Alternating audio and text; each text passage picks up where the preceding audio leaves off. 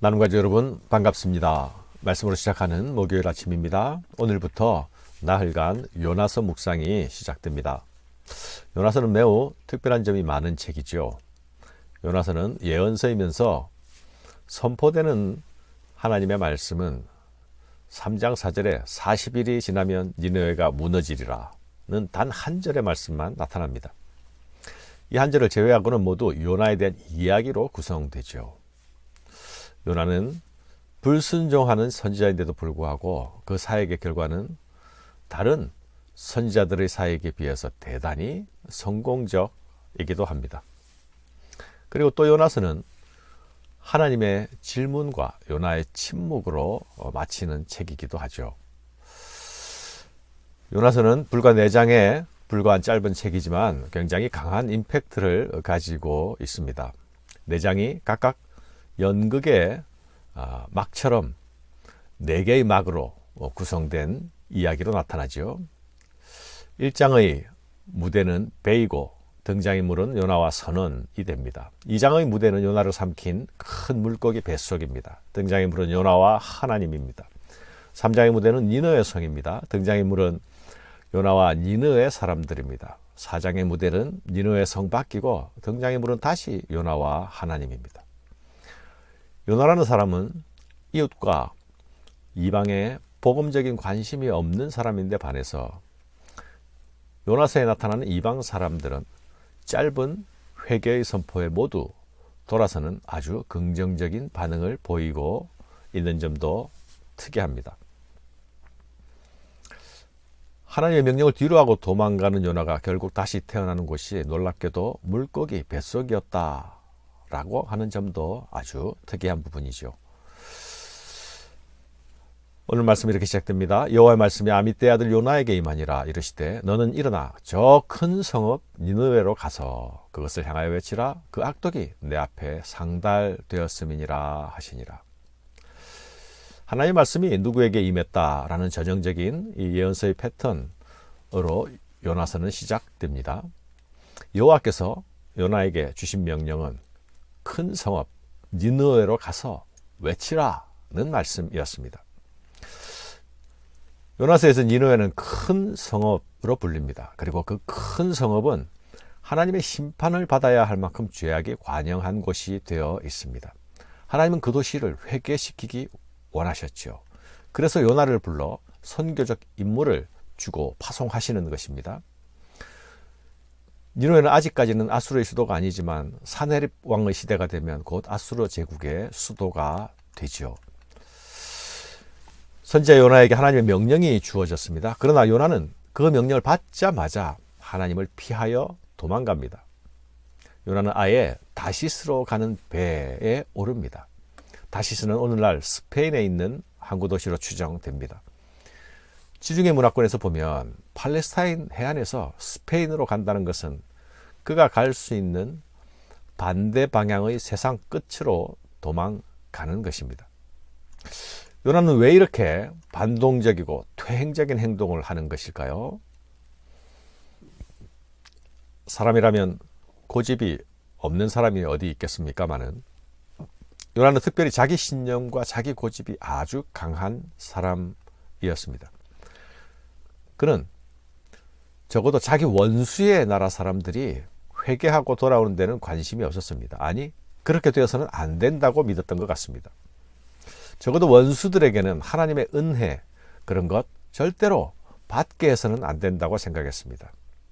이런 그의 신념은 선지자라는 자신의 신분도 망각하게 만들었습니다. 하나님의 대언자가 되어야 할 선지자가 지금 스스로 하나님 노릇을 하고 있습니다. 하나님께서 분명 전하라 하신 사람들을 그는 스스로 복음을 듣지 말아야 할 자들로 판단하고 가려내고 있습니다. 사랑하는 여러분, 만사가 내 뜻대로 착착 진행된다고 모두 잘 되고 있는 것은 아닙니다. 그가 도망을 가기 위해서 요바항에 갔을 때에 마침 그때에 다시스로 가는 배가 기다리고 있었습니다. 요즘 같은 세계화 시대도 아닌데 항구에 가자마자 세상 끝으로 가는 국제선이 바로 출발 대기를 하고 있는 것이죠. 요나는 쾌재를 불렀을 것입니다. 그러나 그는 그 배에 올라타는 순간 이제는 아무도 자신을 쫓아오지 못할 것이라 생각했을 것입니다. 그는 배를 타자마자 그 배 밑창으로 내려가서 잠을 청합니다. 자기 고집을 지키기 위해서 바깥을 향한 모든 관심을 꺼버리는 것이죠.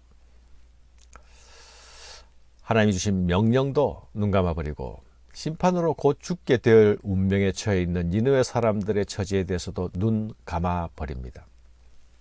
관심을 꺼버리는 것이죠. 그러나 여러분, 그가 탄 그 배, 그리고 그 배의 밑창은 요나 자신이 추락해 있는 영적인 자리라는 사실을 요나는 스스로 깨닫지 못하고 있습니다. 혹시 내가 있는 지금의 이 자리는 하나님의 얼굴을 피하여 숨고 도망하고 있는 자리는 아닙니까?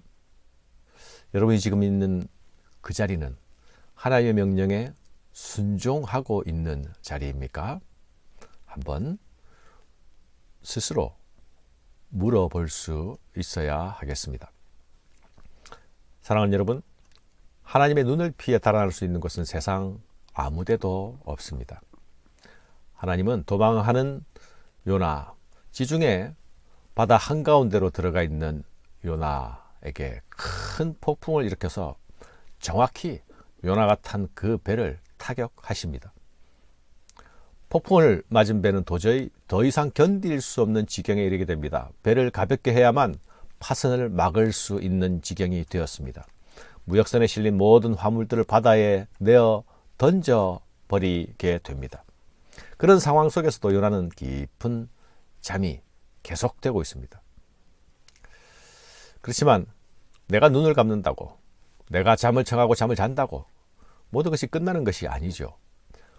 폭풍이 정확히 요나의 배를 타격하게 하신 그 하나님은 이제 제비 뽑기로 그 배 안에 많은 사람들 중에서 요나를 바로 콕 집어내십니다.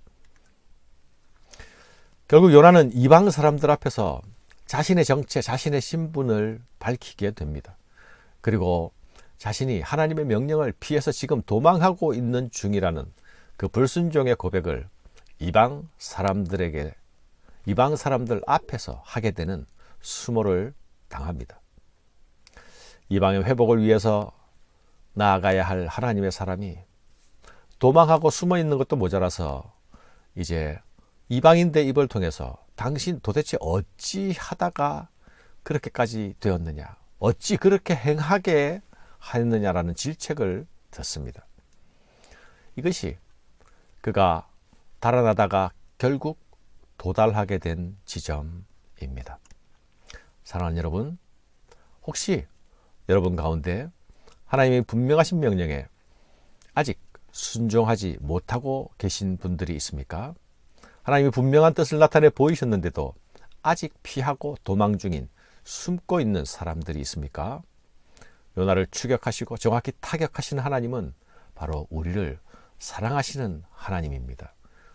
하나님의 사랑은 우리를 추격하는 사랑이기도 합니다. 요나는 하나님의 열심에서 도망갈 길이 없다는 것을 확인하자 스스로 죽음을 각오합니다. 선원들에게 나를 들어 바다에 던지라. 그러면 바다가 잠잠해질 것이라 말합니다. 너희가 이 큰 폭풍을 만난 것이 나 때문인 줄을 내가 아노라. 그러나 여러분, 이방 선원들은 요나를 즉시로 바다에 던지지 않지요. 요나 한 사람의 생명을 결코 가볍게 생각하지 않은 것입니다. 요나 한 사람 때문에 배 안에 모든 사람이 다 죽게 되었는데도 말입니다. 요나를 던지는 대신에 힘을 다해 배를 제어해 보려고 노력합니다. 그래도 안 되니 여호와께 부르짖기까지 합니다. 이방 선원들은 여호와를 두려워하고 한 사람의 생명을 소중하게 생각하고 여호와 하나님께 부르짖기까지 합니다. 그러나 이런 와중에도 하나님의 사람 요나는 회개 대신에 차라리 죽겠다고 죽는 길을 택합니다. 이것은 신앙의 결기가 아니라 반역적 고집이 아닙니까? 하나님은 이런 요나를 다루시기 위해서 이미 큰 물고기를 준비하고 계셨습니다. 물고기 뱃속에서의 밤낮의 3일은 그가 다시 빚어지고 다시 태어나는 시간이 될 것입니다. 그가 결코 받아들이기 싫어했던 하나님의 그 해퍼 보이는 사랑, 하나님의 그 제한 없는 은혜, 그것 때문에 요나는 자신의 목숨을 부지합니다. 오늘도 나는 내 의로움 때문이 아니라 이 해퍼 보이는 하나님의 사랑과 은혜 때문에 숨쉬고 있음을 기억해야 하겠습니다. 감사합니다.